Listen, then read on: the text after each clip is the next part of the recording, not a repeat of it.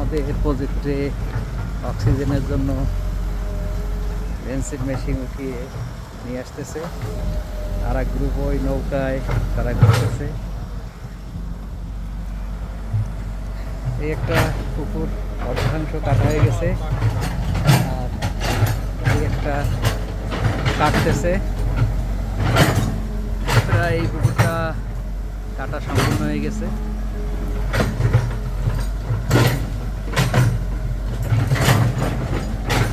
এখন 4টা পুকুর সংযুক্ত হচ্ছে, ব্যাপকভাবে মাছ চাষ চলবে।